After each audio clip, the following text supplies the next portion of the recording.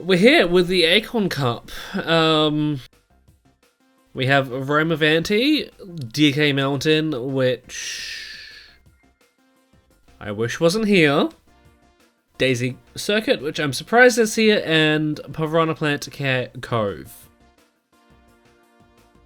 which I've got a little bit of a fun fact, which I'll get into when we race there or something. But yeah, let's go to Rome.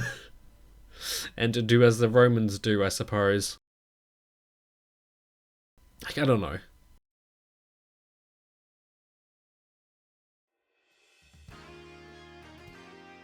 Honestly, considering the fact that I did kind of catch up with, like, I was sort of caught up with all the data mining and all that concerning the BCP, the final wave kind of just felt disappointing in general.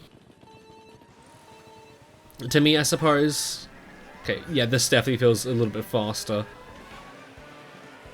Like, even the introduction of the new characters wasn't really enough. Although I think the only thing I was a little bit excited about was the fact that, just how much effort they would put into, Thingo. SNES Battle Castle 3, I believe it is. But yeah, the small surprises on some of the courses was nice.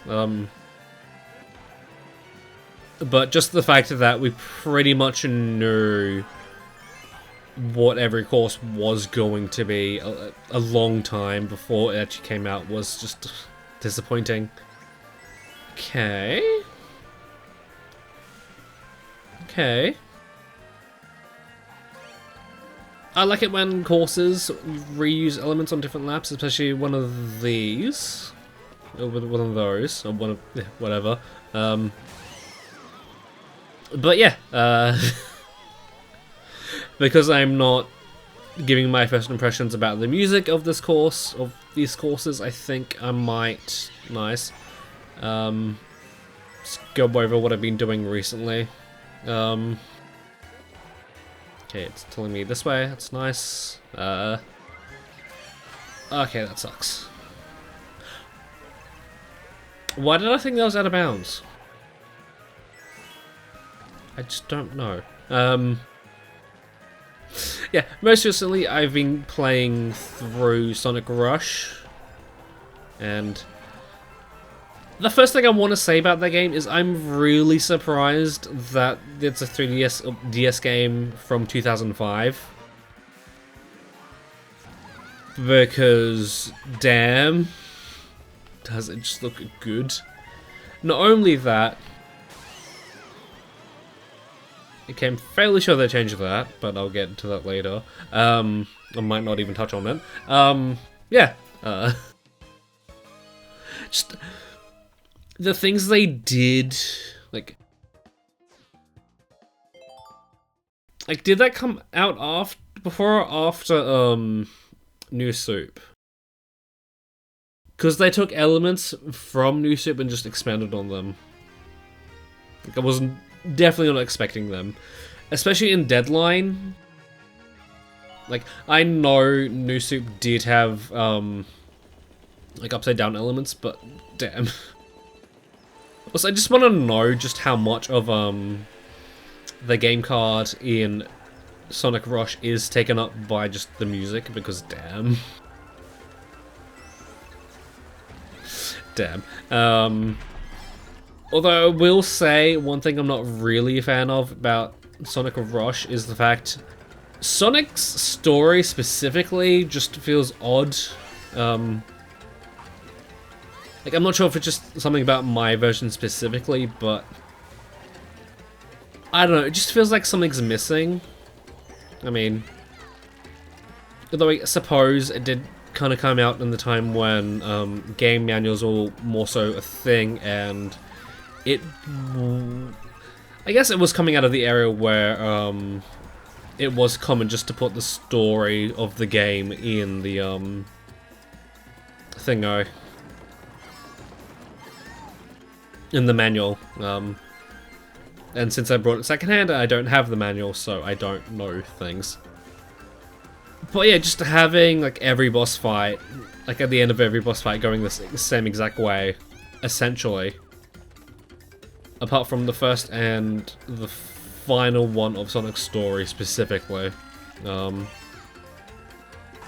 Because I had no idea what was going on until you fight Blaze for the first time. Just Blaze entirely.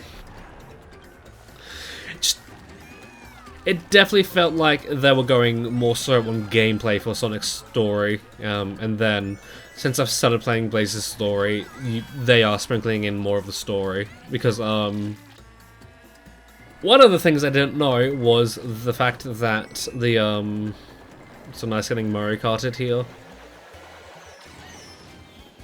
Yeah, one of the things I didn't know is the fact that the percent meter in the overworld map, just world map, that's not percentage of like how much you've completed. No, that just shows you how much of Blaze's world is being brought into Sonic's world, which would have been nice to know, because I was totally expecting, like, I was going in thinking that I was exploring Blaze's world, not Blaze's world coming into Sonic's world, like that sort of thing. But no, it's the other way around. Blaze's world is going into or is being transported back into Sonic's world, or not back. Okay, nice. I'm not getting Mario Karted in HD yet. So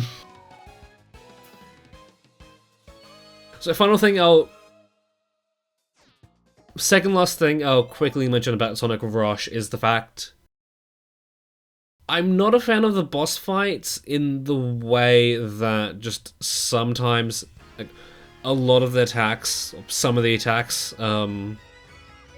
just instant KO. It's like, what? Why? Like, the first boss has a chance of just instantly KOing you if it just does a sudden attack. Why? Excuse me? Just, no. No thank you. And Egg King, the boss I thought was the final one. Egg King is just... ugh. It looks cool, but the fight itself is just not friendly at all.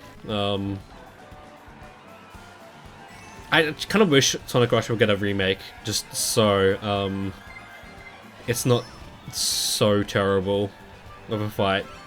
Because one of the attacks it can do is send out a bunch of thunder cages, I suppose I could call it. And it's really hard to see where the thunder is, like where the thunder is going to be. Because it's just pixelated as shit, and as it's coming up, it's transparent, so it's even more hard to see. Not to mention that the field itself has, like, it's shaking, so it just makes it even more harder to see. Like, and that's fun. And, it's not even saying that, the sound effects coming off the shockwaves of the fight is just very annoying. Very, very annoying. And the boss can do a lot of them, so it just lags the game entirely. So it's not fun. Gotta say, glad I don't need to do that again, but no, I'm playing through Blaze's story now, and we'll have to go there with Blaze, so that's gonna be fun. So, final thing I'll mention about this, because we are getting to the point of Piranha Plant Cove. We're going to be there. The special stages. I'm just gonna mention that I'm really glad that they let you re-enter the special stages if you or kicked out of them if you have enough boost meter. I know the game calls it the tension meter. I'm just gonna call it the boost meter.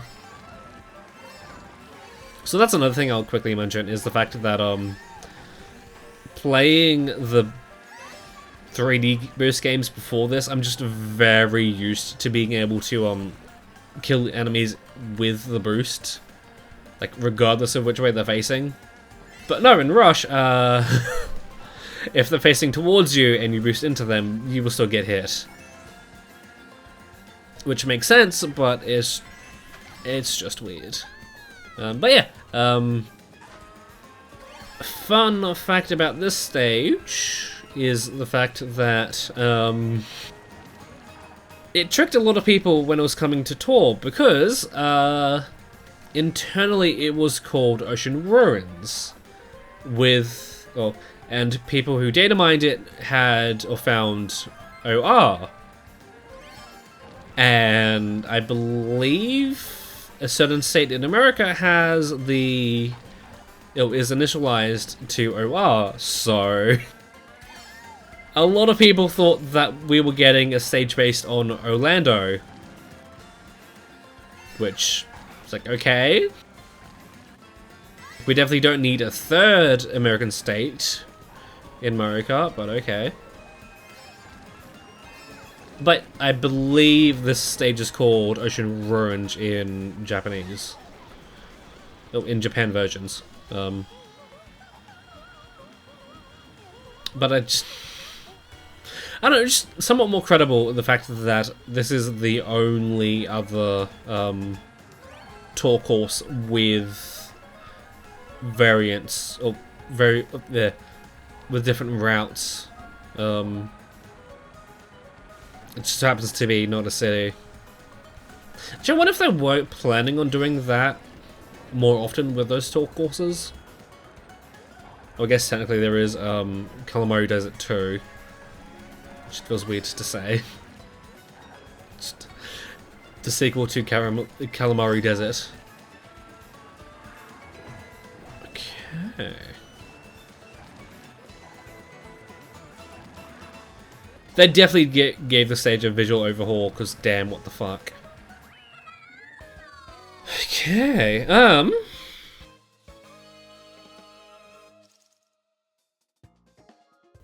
definitely an improvement.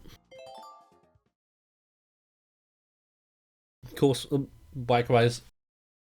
Vehicle-wise, because I don't really need to focus on getting coins now. Although I think I'm definitely going to go back to what I had before, because I like having that traction and handling. Just gonna be honest. So now I'll get to waffle on why I don't like the fact that DK Mountain's in this game. That's big. Blow past. So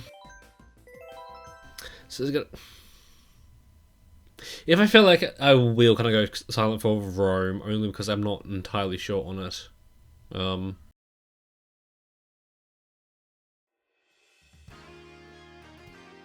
Yeah, because unlike a majority of the other city courses, Rome came out later than the rest, and at that point in Tour's history, they started just having, or doubling up on the variants of the city courses. So we got Rome 1 and 2 within the first. Oh, it debuted with 1 and 2, and then I wanted to say the anniversary tour for that year gave us the third variant, so I want to say you only get like 4 weeks of Rome. So yeah, I'm not really that experienced with this course. Okay, nice.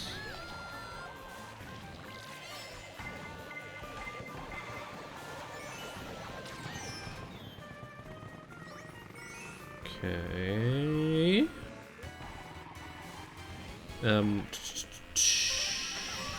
Yeah, I believe I mentioned a little bit about why I don't like the fact that DK Mountain's here, but in short, I'm not really a fan of how many times it's appeared. Because it debuted on the in Double Dash. It got skipped over in DS because, frankly, I don't think the DS could have handled such a course. I don't know, maybe it could have, but I don't think they were planning on testing it out so much. It came back on Wii, so that's 2 appearances within 3 games. Fun.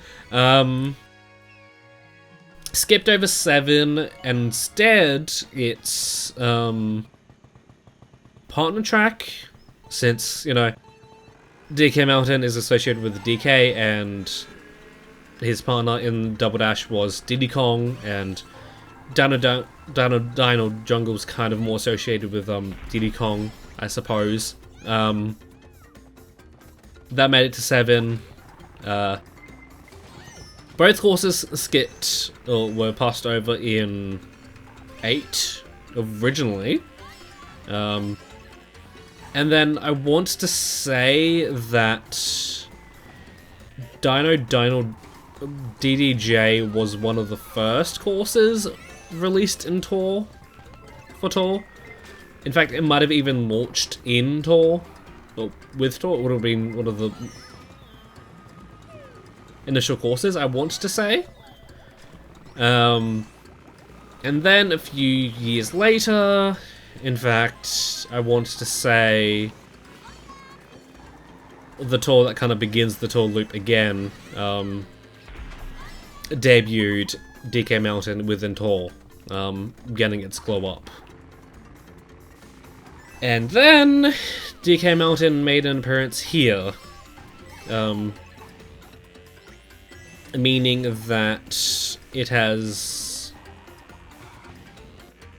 I want to say they're about tied, DDJ and DK Mountain, about tied in appearances, because yeah, DDJ got 7 while this got Wii. But the thing that I'm not really a fan of within this game is the fact that nice. Yeah, is the fact that DK already has a lot of courses within this game. Not to mention, we already got DK Summit within the BCP itself, so I'm kind of like, we don't really need another DK course here. You know? Like, if DK Summit was base 8, I would have been fine with it, maybe. But because we did get both of them, I'm just not really a fan.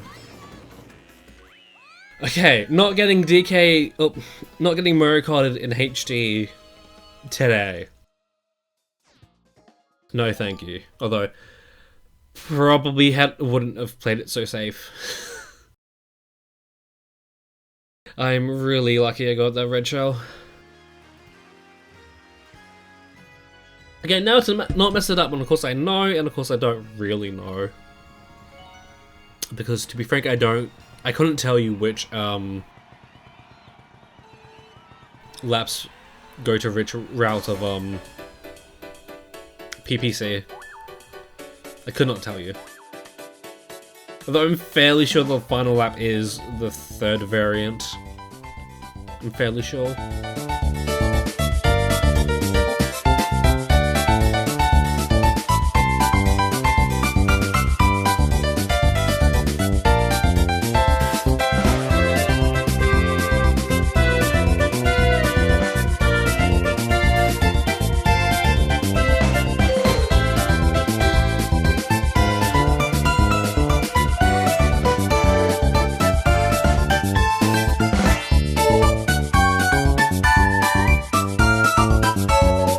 Right, we can't repel bloopers with super horns.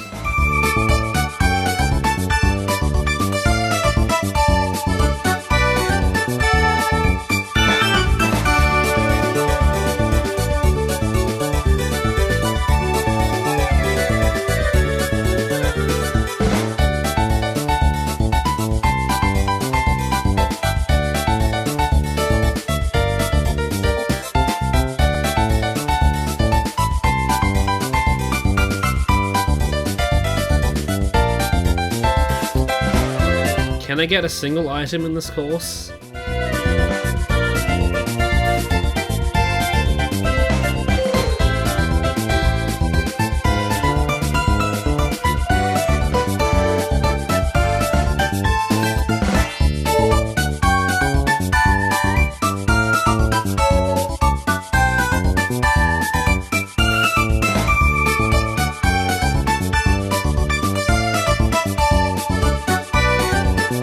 So, it is a nice touch you can see Daisy Cruiser in the background here.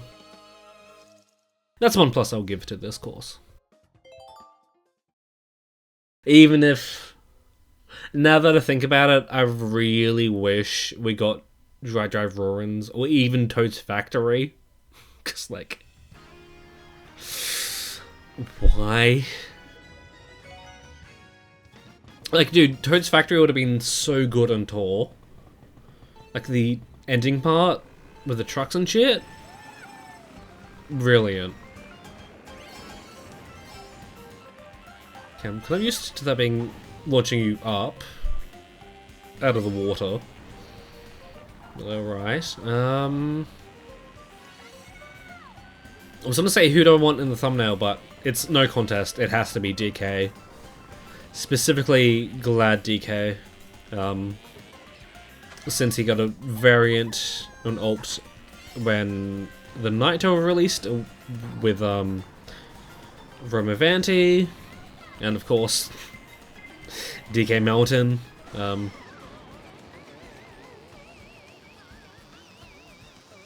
Although, do I want to have like 2 people in the thumbnail or something? Maybe. Although, who would I pit? Like, who would I pair DK Glad with? Pauline or...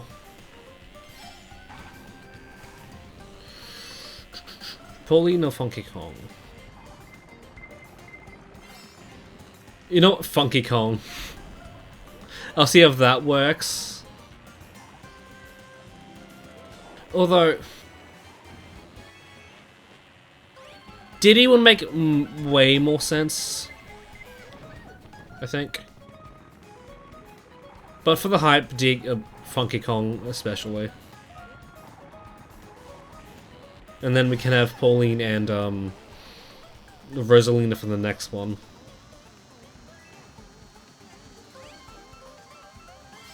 Okay, we are really close.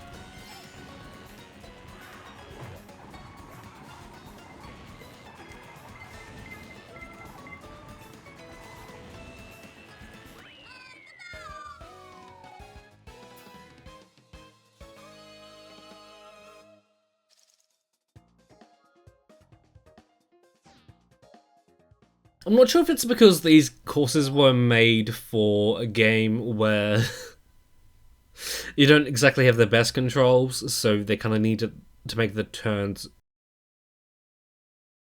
better, or like more accommodating. but I'm really surprised just how easy that was. But yeah, join me next time for possibly the last video in the series. Because they just had to drop DLC for Mario Kart 8 Deluxe. Like, how many years into its lifetime?